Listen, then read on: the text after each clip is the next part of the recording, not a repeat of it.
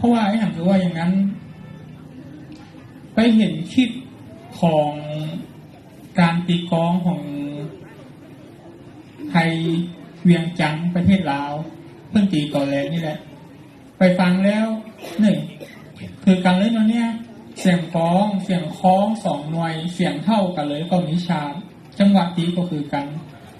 ก็เลยสันนิษฐานว่าได้มาตั้งแต่อพยพมาจากประเทศลาวในครั้งนั้นเหตุที่ฮ้องกุยซุ่มนั้นอาจจะบอกว่ากุยซุ่มเนี่ยหมายถึงวงและวงกุยซุ่มประกอบไปด้วยกองเพลงคล้องใช้สองหน่วยเสียง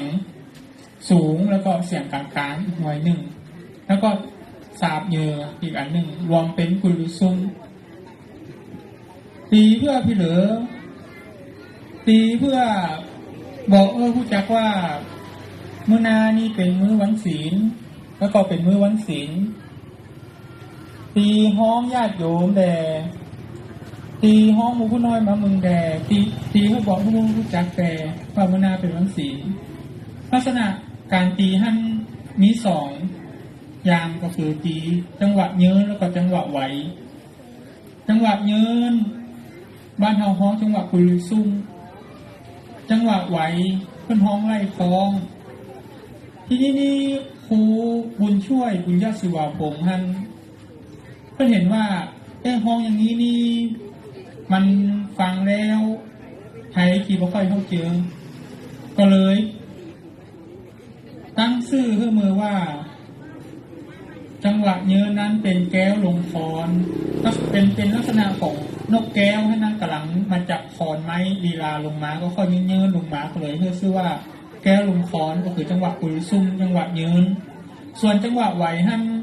ห้องว่าควายลงพ่งควายนี่เมื่อเช้าพอก็สายๆเนาะจังกี่ไปเอาไปหาแหล่งไปกดแรงเอาอันควายออกมากินหญ้าพอมันได้ออกมากินหญ้าแล้วมันเขี้ยวแล่นลงซอกกินหญ้าลุกเพิ่นก็เลยห้องจังหวะไหวว่าควายลงท่งแล้วก็ทีนี้หัวจังหวะเกินหรือจังหวะไหวครูหั่นน้อยนึงครับอันนี้คือจังหวะของกุยซุ่มตีมือ7 ค่ำอาทิตย์กุยซุ่มเนี่ยเพิ่นฮ้องเป็นดนตรีพิธีกรรมที่ตีเฉพาะช่วงเข้าพรรษาเท่านั้นก็คือ7 ค่ำก่อนแรงตั้งแต่ 16:30 นาทีจนไปถึง 18 นาฬิกาตรงแล้วก็หยุดได้ตีสูงเหมือนน้อย8 ค่ำตีตอนจังหวะกำลังสั่นเข้าแล้วก็มื้อแรงอีกเทื่อนึงมื้อแรงมื้อวันพระท่านก็ตีเวลาเดิมก็คือ 16:30 นาทีไปจนถึง 18 นาฬิกาก็ตีอย่างนี้ครับตีไปจนออกพรรษาแล้วก็ทีนี้ตีพิเศษก็คือตีเวลาตีสองของมื้อหอเข้าดำดินก็ยีตรงกับแรม14 ค่ำเดือนเก้าเป็นมื้อดับเชื่อว่ามื้อนั้นท่านนรกหรือเทวดาก็สร้างสวรรค์เพื่อที่เปิดว่าบรรพบุรุษของเฮาท่านมารับเอาเข้าที่ว่าหมูลูกเต้าท่านห่อไว้ก็จิตีกุยซุ่มท่านตอนที่ 2ไปหาที่ 4 1ปุ๊บหมูลูกท่านได้ตื่นมาเอกกับข้าวกับปลาไปคนตายแล้วก็ตีห้องหมูผีหมูดวงวิญญาณมามาตามเสียงนี่มาฟังตามเสียงมาหากับข้าวกับปลานี่วัตกรนี่เพื่อนจีเอ็ดกันนี่ก่อนตังเงินหื้นถ้าตังเงินหื้นแล้วก็คือว่าหมดแต่สมัยนี้ปัจจุบันนี้เอาพอเข้าดำนิ้นก็คือตอนมาจังหันมื้อเช้าเลยเนาะก็ตามยุคตามสมัยกันไปอันนี้ก็คือการตีกุยซุ่มแต่ถ้าเมื่อเหลือที่ตีนอกเวลาที่บ่แม่นมื้อที่เขาว่าไว้เนี่ยแสดงว่ามื้อนั้นท่านมีเจ้าหัวตาย